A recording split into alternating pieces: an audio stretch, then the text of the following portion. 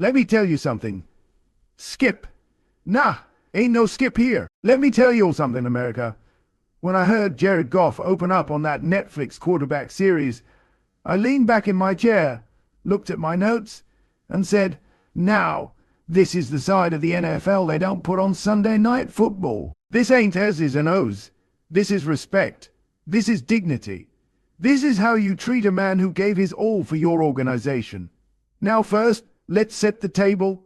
Jared Goff, the No. 1 overall pick in 2016. The California kid with the golden arm. McVay's young protege. Took the Rams all the way to the Super Bowl by his third year as a starter.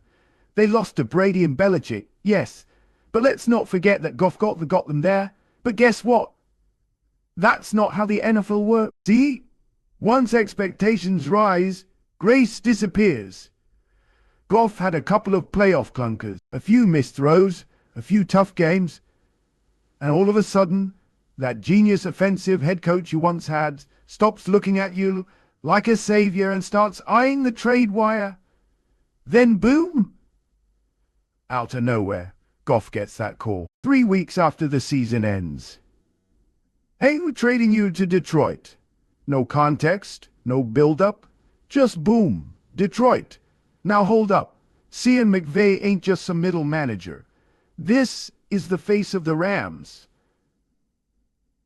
A guy Goff trusted. But instead of pulling him aside and saying, here's why we gotta make this move, he gave that man a 30-second heads up. And before Goff could even process it, the news was on Twitter. You don't do a man like that. Let's be honest now. We know the NFL is a business. Ain't nobody disputing that. You can't fall in love with players, they say. Front office has got to do what's best for the team.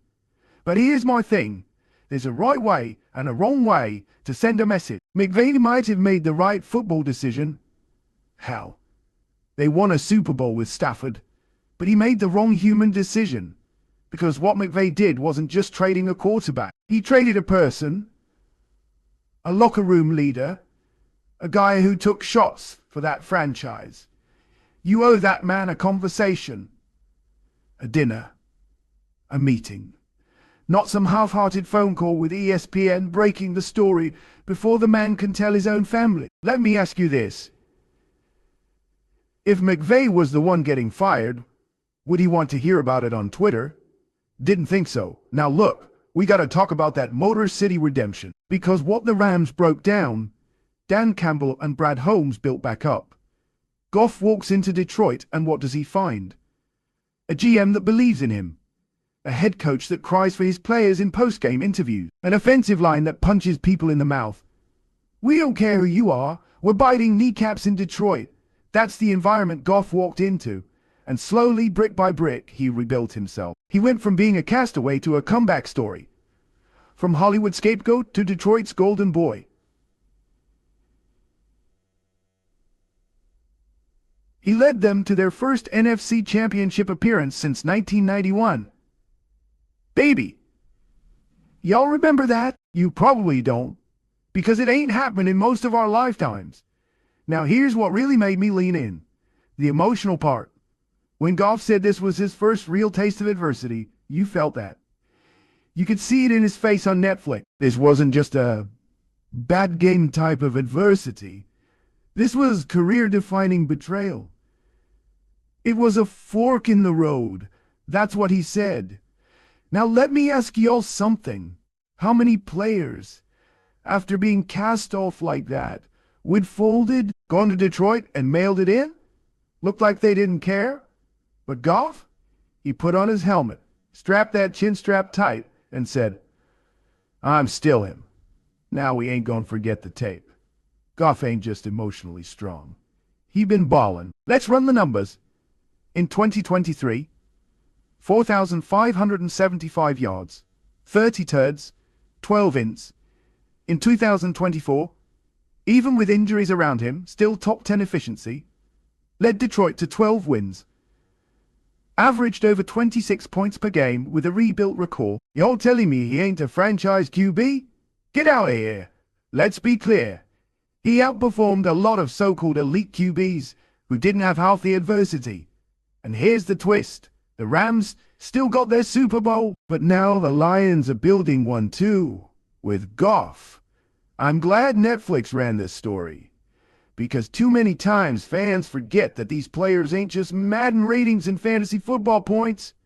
They're husbands, fathers.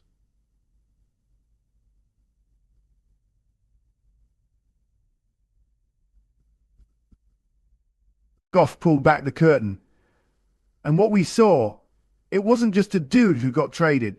It was a man who got blindsided, questioned his future, and chose to rise. Now, let me circle back to McVay. Sean, you smart. You a Super Bowl champ. But listen up. Your legacy ain't just what you do with S's and O's. It's how you treat the Jimmies and Joes. Goff said he wished there had been some sort of maturity to the convo. And you know what? He's right. That ain't bitterness speaking. That's a man being honest. That's pain talking. But he ain't salty. He just telling the truth. He got dealt dirty and turned that into fuel.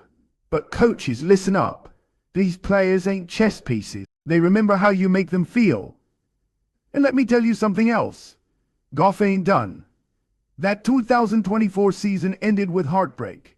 Yeah, injuries piled up. The 49ers were too deep, but you think that man forgot? You think Goff ain't got that Rams call still playing in his head? You think he ain't circling dates on the calendar like, let me see McVay again in January? The Lions are not a feel-good story anymore. They're a problem. And Goff? He's the general. The commander. The man that came back from football exile and turned it into a legacy play. Goff's story is more than football. It's about resilience, mental toughness. It's about getting slapped in the face by the people you trusted and saying, I'm not going out like that. He had every excuse to fold. Instead, he led. He inspired. He proved everybody wrong. You can't teach that. You can't measure that at the combine. But that is what makes a man special in the NFL. To all the young QBs out there, let this be a lesson. You will be doubted. You will be tossed aside. Some coach, somewhere, might give you the same 30-second call Goff got. But what you do after that, that's what defines your legacy. Goff showed us all. They gave up on me. Detroit believed in me. So I gave them everything I had. That's the message of Jared Goff's story. And now, the Rams and Lions, two franchises forever tied by that blockbuster trade, got what they wanted. But let's not act like it was smooth. Let's not pretend Goff didn't take a punch to the gut and come out stronger. The Netflix doc didn't just show a quarterback. It showed a man. And to that I say, bravo, Jared Goff. You did it the right way, with dignity, with grit, and with that dog in you.